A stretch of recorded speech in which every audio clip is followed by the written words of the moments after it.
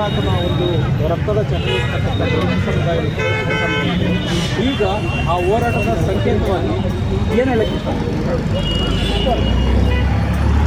ಎಲ್ಲರಿಗೂ ನಮಸ್ಕಾರ. ಇವತ್ತು ಆ ಹೋರಾಟದ ಸಂಕೇತವಾಗಿ ನಾನು ಏನು ಹೇಳೋದಕ್ಕೆ ಇಷ್ಟಪಡ್ತೀನಿ ಅಂತ ಹೇಳಿದ್ರೆ 1818ರಲ್ಲಿ ಆ ಯುದ್ಧ ನಡೆದಿದೆ. ಆದರೆ ಅವತ್ತಿಗೆ ನಮಗೇನು ಸ್ವಾಭಿಮಾನ ಸಿಕ್ಕಲಿಲ್ಲ. ಅವತ್ತು ಬ್ರಿಟಿಷರು ನಮ್ಮ ಗೆಳೆಯ ಮಾತಾಡ್ದಂಗೆ ಬ್ರಿಟಿಷರಿದ್ದರೂ ಅವತ್ತು ನಮಗೆ ಅಸ್ಪೃಶ್ಯತೆ ಅನ್ನತಕ್ಕಂಥದ್ದು ಅಷ್ಟು ಗೊತ್ತಾಗ್ತಾ ಇರಲಿಲ್ಲ. ಆದರೂ ಒಳಗಡೆ ಇತ್ತು. ಅಲ್ಲಿ ಇವತ್ತು ಕೂಡ ಯಾಕಂತ ಹೇಳಿದ್ರೆ ಸ್ವತಂತ್ರ ಸಂಗ್ರಾಮ ನಡೆದಿದೆ. ನಿಮಗೆಲ್ಲ ಗೊತ್ತಿರೋ ಹಾಗೆ ಸ್ವತಂತ್ರ ಸಂಗ್ರಾಮ ಈಗ ಭಾರತದೊಳಗಿನ ಸ್ವತಂತ್ರ ಸಂಗ್ರಾಮ ಬೇಕಾಗಿದೆ ನಮಗೆ ದಲಿತರಿಗೆ. ಅದಕ್ಕೋಸ್ಕರವಾಗಿ ಇವತ್ತು ದಲಿತರು ಸ್ವಾಭಿಮಾನನ ಕಳ್ಕೊಳ್ಳೋದಕ್ಕೆ ಇಷ್ಟಪಡೋದಿಲ್ಲ. ಶತಮಾನಗಳಿಂದ ಕೂಡ ನಮ್ಮ ಶ್ರಮನ ಉಂಡು ನಮಗಿವಾಗ ದ್ರೋಹ ಬಗೆತಾ ಇದ್ದಾರೆ. ಯಾವುದೇ ಆಡಳಿತ ಸರ್ಕಾರ ಇರ್ಬೋದು, ಇವತ್ತು ನಮಗೆ ಸ್ವಾಭಿಮಾನ ಕಲಿಸ್ಕೊಡ್ತಕ್ಕಂಥ ಶಕ್ತಿಯನ್ನು ಕೊಟ್ಟಿಲ್ಲ ಅವರು. ಇವತ್ತು ಶೋಷಣೆ ನಡೀತಾ ಇದೆ. ಇವತ್ತು ನೀವೆಲ್ಲ ನೋಡಿದಿರಿ, ಎಲ್ಲ ಮಾಧ್ಯಮದವರು ಕೂಡ ನೀವೇನೇನೇನೇ ಉಲ್ಲೇಖ ಮಾಡಿ ಎಲ್ಲ ಕಡೆನೂ ಬಿತ್ತರಿಸಿದಿರಿ. ಇವತ್ತು ಒಬ್ಬ ಪಾರ್ಲಿಮೆಂಟ್ ಭವನನ್ನು ಉದ್ಘಾಟನೆ ಮಾಡ್ತಾನೆ ಪ್ರಧಾನಿ ಮುರ್ಮು ಅಂತಕ್ಕಂಥ ನಮ್ಮ ಹೆಣ್ಣುಮಗಳು, ಅವಳು ವಿಧವೆ, ಅವಳನ್ನ ಅಲ್ಲಿ ರಾಷ್ಟ್ರಪತಿನ ಸೇರಿಸಬಾರ್ದು ಅಂತ ಹೇಳ್ಬಿಟ್ಟು ಆಚೆ ಇಡ್ತಾರೆ. ಅದೇ ರಾಷ್ಟ್ರಪತಿ ಆಡಳಿತದಲ್ಲಿರ್ತಕ್ಕಂಥ ವ್ಯಕ್ತಿ ಆಚೆ ಇಡ್ತಾನೆ. ಎಲ್ಲಿ ಸ್ವಾಭಿಮಾನ ಬಂದಿದೆ ದಲಿತರಿಗೆ? ಅದಕ್ಕೋಸ್ಕರವಾಗಿ ಭಾರತದೊಳಗಿನ ಸ್ವಾತಂತ್ರ್ಯ ಸಂಗ್ರಾಮ ನಾವು ಪ್ರಾರಂಭ ಮಾಡ್ತೀವಿ ಭೀಮ ಸೈನಿಕರು.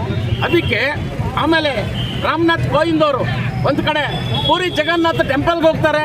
ಪೂರಿ ಜಗನ್ನಾಥ ಟೆಂಪಲ್ಗೆ ಅವ್ರನ್ನ ಒಳಗಡೆ ಬಿಟ್ಕೊಳ್ಳೋದಿಲ್ಲ. ರಾಷ್ಟ್ರಪತಿಗಳಿಗೆ ಈ ರೀತಿ ಶೋಷಣೆ ಇರುವಾಗ ಸಾಮಾನ್ಯ ದಲಿತರಿಗೆ ಯಾವ ರೀತಿ ಶೋಷಣೆ ಇದೆ ಅಂತ ಹೇಳ್ಬಿಟ್ಟು ನೀವೆಲ್ಲ ಅರ್ಥ ಮಾಡ್ಕೋಬೇಕು. ಅದಕ್ಕೋಸ್ಕರವಾಗಿ ನಾವು ಭಾರತದಲ್ಲಿ ಯಾವುದೇ ಇರ್ಬೋದು, ಆದರೆ ನಮಗೆ ಸ್ವಾಭಿಮಾನ ಮುಖ್ಯ, ಸ್ವಾತಂತ್ರ್ಯ ಮುಖ್ಯ. ನಾವು ಜೀವಿಸ್ತಕ್ಕಂಥ ಹಕ್ಕು ಬೇಕು. ಇಲ್ಲಿ ನಮಗೆ ಎಲ್ಲ ಕಡೆನೂ ಓಡಾಡ್ತಕ್ಕಂಥ ಸ್ವಾಭಿಮಾನ ಬೇಕು. ಅಲ್ಲಿ ಇವತ್ತೇನು ಹೇಳ್ತಾನೆ, ಒಬ್ಬ RSS ಲೀಡರ್ ಆಗಿರ್ತಕ್ಕಂಥವನು ದೇವಸ್ಥಾನಗಳು ಸರ್ಕಾರದ ಹಿಡಿತದಲ್ಲಿ ಇದ್ರೆ ತಾನೇ ಅವರು ದೇವಸ್ಥಾನಗಳ ಬಗ್ಗೆ ಪ್ರಶ್ನೆ ಮಾಡೋದು. ಮುಜರಾಯಿ ಇಲಾಖೆಗಳಿಂದ ದೇವಸ್ಥಾನಗಳನ್ನು ತಪ್ಪಿಸೋಣ, ಎಲ್ಲಿಗೆ ಹೋಗ್ತಾರೆ? ಅವಾಗ ನಮಗೆ ಸ್ವತಂತ್ರ ಸಿಕ್ಕುತ್ತೆ. ಅವರು ದಲಿತರು ಏನು ಕೆಲಸ ಮಾಡಬೇಕು ಅಲ್ಲಿ ಆಚೆ ಕಡೆ ಇಟ್ಕೊಂಡು ಮಾಡಿಸೋಣ ಅಂತ ಹೇಳ್ಬಿಟ್ಟು ಹೇಳ್ತಾನೆ. ಇದೆಲ್ಲ ಕೂಡ ಎಲ್ಲಿದೆ ಸ್ವಾಭಿಮಾನ, ಎಲ್ಲಿದೆ ಸ್ವಾತಂತ್ರ್ಯ?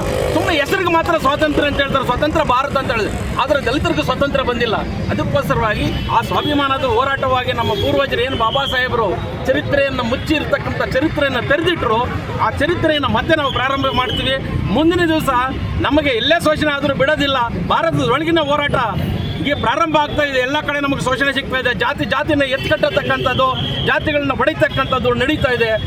ಅದರ ಅಂಗವಾಗಿ ನಾವೆಲ್ಲರೂ ಕೂಡ ಹೋರಾಟಕ್ಕೆ ಇಳಿತೀವಿ. ಈಗ ಆ ಹೋರಾಟದ ಸ್ವಾಭಿಮಾನದ ಹಕ್ಕಿಗಾಗಿ ನಾವು ಹೋರಾಟ ಮಾಡ್ತಾ ಇರ್ತಕ್ಕಂಥದ್ದು, ಆ ಹೋರಾಟದ ಅಂಗವಾಗಿ ಇಂಥ ಚಳವಳಿಗಳನ್ನು ನಾವು ಪ್ರಾರಂಭ ಮಾಡ್ತೀವಿ. ಪ್ರತಿ ವರ್ಷ ಇದನ್ನು ನಡೆಸ್ಕೊಂಡು ಬರ್ತಾ ಇದ್ವಿ, ಮುಂದೇನು ನಡೆಸ್ತೀವಿ. ನಮಗೇನಾದರೂ ಅಸ್ಪೃಶ್ಯತೆ ಶೋಷಣೆ ಹಿಂಗೆ ಮುಂದುವರಿಯಿತು ಅಂತ ಹೇಳಿದ್ರೆ ಭಾರತದೊಳಗಿನ ಹೋರಾಟನೂ ನಮ್ಮದೇ ಆಗಿರುತ್ತೆ ದಲಿತ ಸಂಘರ್ಷ ಸಮಿತಿಯವರು.